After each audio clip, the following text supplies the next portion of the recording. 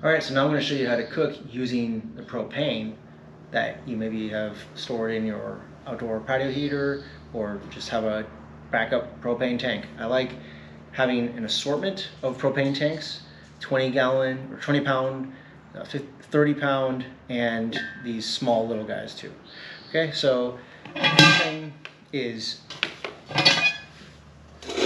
take our stove out here, and this is actually a fire pit that I use far more often as cooking stove. And as you can see, I use a Dutch oven, cast iron, as well as a cast iron pan. But these are incredibly versatile. You can, put chicken, you can put anything in here. It's indestructible. You can leave it on the fire. You can put it directly in the fire. The main vulnerability is your hands, how to grab it. And I have a solution for that. It's using welding gloves. But it really preserves the precious heat, so you're not wasting any of your stored energy. That lid preserves a lot of heat in there. It gets real hot, and it's a perfect way to cook just about anything. And boil water, of course, and purified water. So things that you can't do with just a regular pan. And it fits right on here. So what we do is take the hose, and this is designed to use those little one pound disposable propane canisters, which are okay to store, but they're so weak in terms of their capacity that this would be better than storing several of those. All right, so we take this, we screw it on, and always check the gauge. So the cool thing about this is that it has a built-in gauge, so if we screw this on any propane tank, we can instantly see once we open the valve if there's actually propane in there. Okay, so we open it and it shows green. Okay, so we're good. And then we get our lighter ready, and as you can suspect, I have a rechargeable lighter because I don't just store matches, because those will run out, and then what are you going to do then? Okay, so this is USB rechargeable, charge it over and over again from any 12-volt source or solar panel. So what we do is turn on the valve here, and then we turn on the flow rate valve here until we hear a sound. Okay, so that hissing sound, that means that there's gas flowing.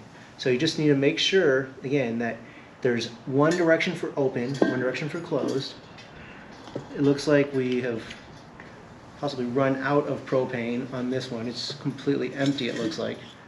So be careful if you leave your propane valves open, you might accidentally drain your tank. It's not supposed to do that.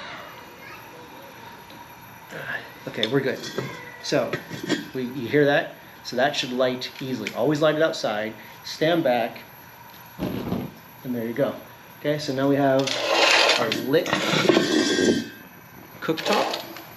And what we can do here is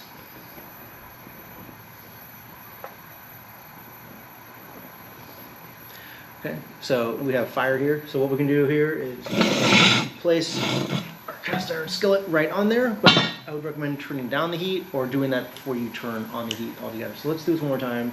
Now I'm going to demonstrate how to put this thing on. Turn off the gas at the source. This will die out, chug out all the air. Put this on here, and that's quite steady. You can add water if you want to purify it. You can add whatever meat you want to cook in here. So we'll do it again. We'll turn on the valve here at the source. The regulator valve is up high enough to where we can hear that sound. Okay. Take our lighter. There's gas flowing all around here now, so be careful. And now we can cook in an emergency using propane. You can't use your propane with your natural gas grill, but you can with a portable camping grill like this. So if you wanted to use this as a stove, then you could put a larger pan on here, a griddle. But I like this unit, I like the Dutch oven, and there's a multitude of other uses. So I wouldn't recommend using your propane gas for heating without cooking. Okay, so it's a waste to just burn up that gas just to stay warm. You can always find more layers to put on. You can always go somewhere that's less cold You can go in your sleeping bag. You can maybe invite someone else in there with you. That'll generate a lot of heat. But to use gas just to burn it up to heat, you're probably going to regret that if the emergency or whatever condition you're in lasts longer than you expected and you don't have the ability to get more gas. So enjoy the heat while you're cooking. That's fine. And plenty of people can gather around. It doesn't rob them of any more heat as long as more people are around. It actually adds to the heat. But don't necessarily bring this inside. It's not rated for that. Maybe use it if you have to use it inside, if it's freezing cold, maybe put it in a garage, but you have to vent the windows. There is carbon monoxide that's going to result from burning gases like this. And if you don't have gas like this, propane, if you've already run out, then there's still 2 more options. And that's not including the solar grill, which I've already talked about.